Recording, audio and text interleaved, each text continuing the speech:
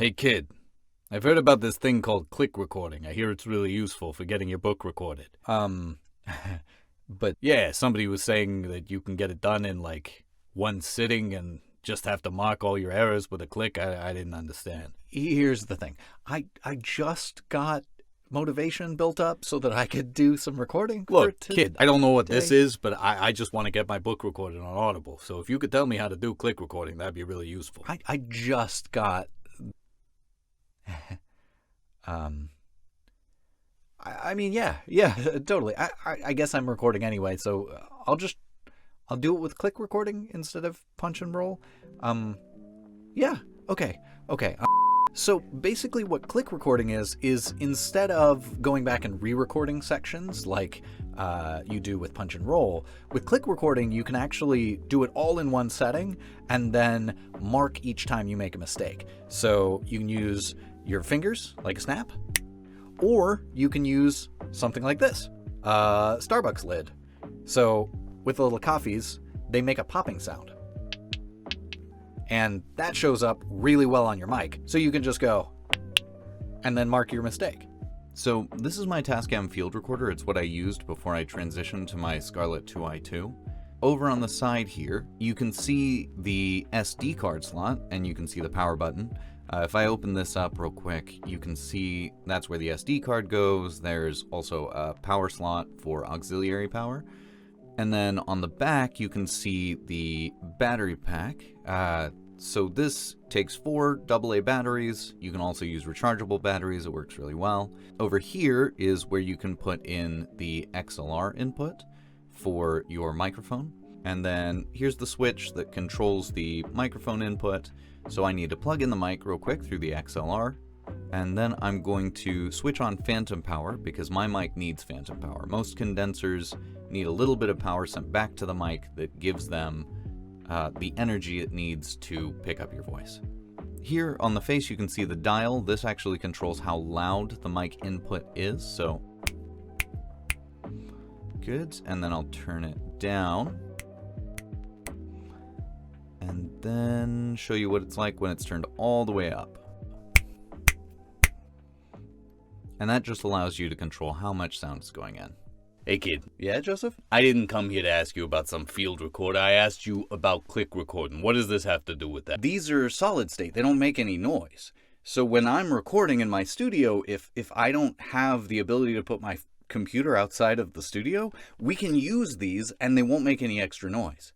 Oh, that'll save so much fan noise. Yeah, exactly. And that's part of why they're perfect for click recording, because you can take this and you can record your whole recording session, maybe like stand in there for an hour, half an hour. So you're whatever. saying that I can use this field recorder thing instead of a computer? Yeah, that's actually why they're really useful. Because once you've gotten one of these, you can put it on, turn it on, and set it recording. And you can do all of your recording sessions on this.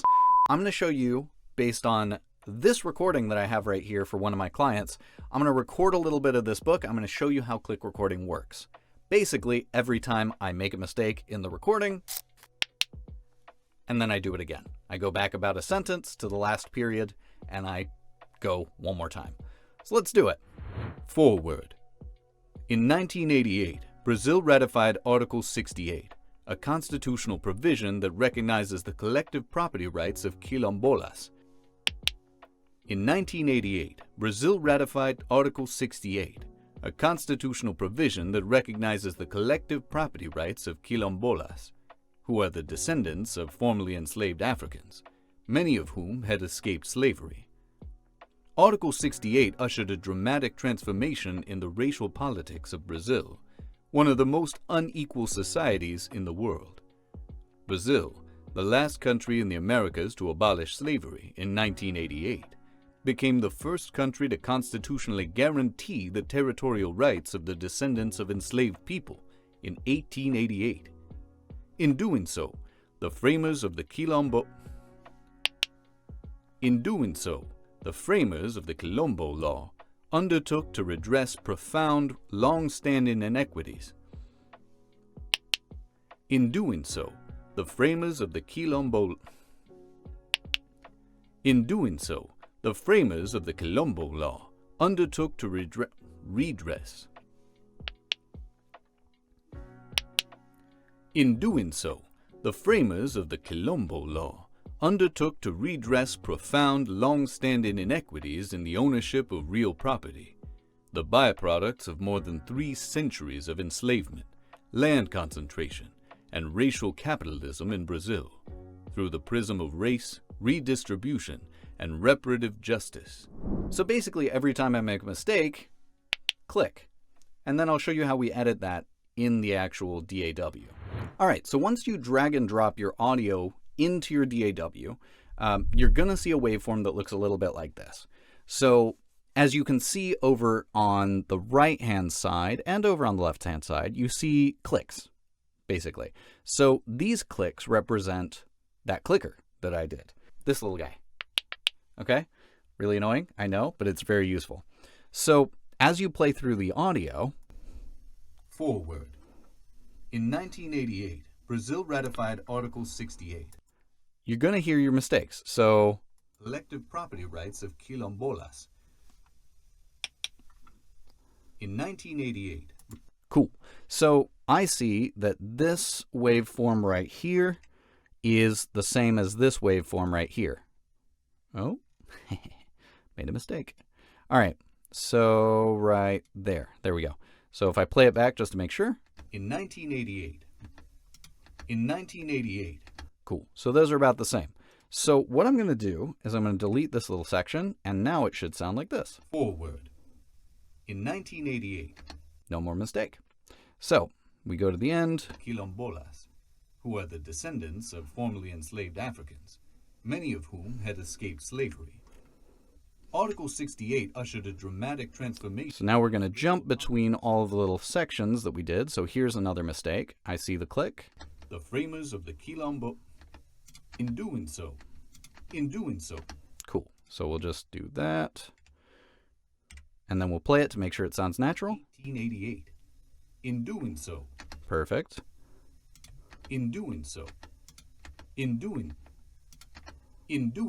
So I made that mistake a bunch of times. So if I go back, I see that that mistake is in all of these places. In doing so. And the one I got right is right here. So I'll delete all of this. 1888. In doing so, the framers of... Perfect. But I'm listening to that and that sounds a little bit strange. In 1888. In doing so. So I'm going to give it a little bit more space. If you just add a tiny little bit more space, it can often fix what to the ear sounds weird. Because oftentimes what's happening is the voice is coming in earlier than your brain thinks it should.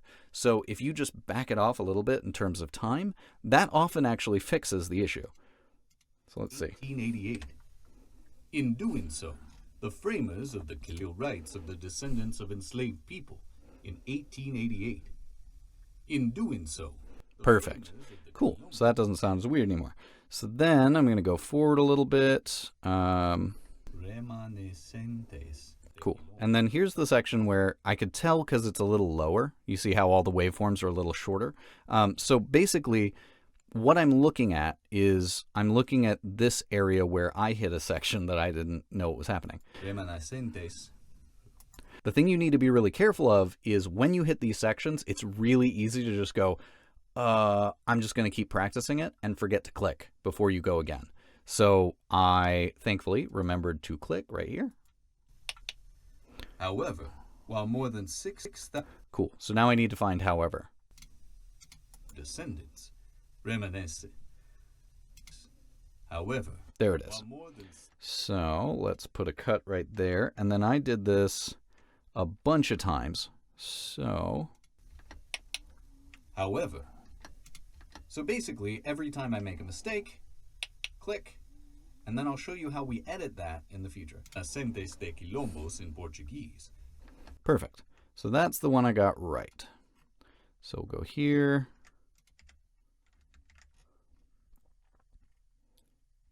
Make sure that's the correct. Reparative justice. However. Cool. Reparative justice. However. While more than 6,000 Quilombo Perfect. communities have petitioned the Brazilian government for collective land rights as Quilombo descendants, reminiscentes de Quilombos in Portuguese, under the Constitution, only 24 have obtained full title to their territories. Okay. So, I just finished doing all of that. I messed with cutting out the sections that we have errors. So, if I delete the excess on either end, let's find forward. Forward. There we go. Go into the beginning of the recording, which is not ideal. Okay. Forward. Okay. So, that's the forward. And when you're recording for ACX, it's a really good practice to make sure you have half a second or a second before your first word. That's one of their audio specifications, so if you get in the habit of doing it right now, it'll be really easy to do in the future. Okay, cool. So let's go back and check. Forward. In 1988. Perfect. So then I'm going to select all my audio and glue it together. So now basically what I've done is I've taken all of these little pieces of tape that I've cut up into lots of little sections, and I've turned them into one big recording. And then, cool. So we're good. So that's click recording. All you need to do, start recording. Whenever you make a mistake, take this little guy right here, make a little click, and you've done it. Try it out. Tell me how it works. Hopefully it helps you out, and it'll make it a lot easier if you make mistakes in the future to go back and find them and fix them up. This is Daniel Ryder in the Daniel Ryder Voice Box, signing out. The Red Phantom stepped out, his face covered with a simple maroon mask, wearing a full-body suit of the same color. Radiance blossomed from his hand like vines as he activated his light whip. The thin stream of red emerged from the steel handle, lashed out and curled around one of the crystal chandeliers at the top of the room. He retracted the light, flinging himself into the air, and flew elegantly over the guests and the tables, landing on one of the long ones.